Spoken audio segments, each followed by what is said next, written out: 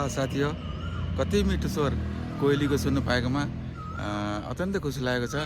लाटी कोइली विकास टोलमा आहा कोइलीको स्वर हेर्नु।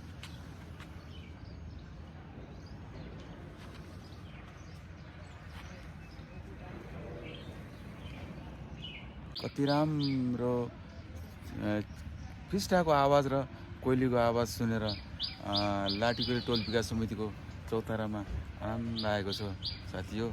ल हेर्नु।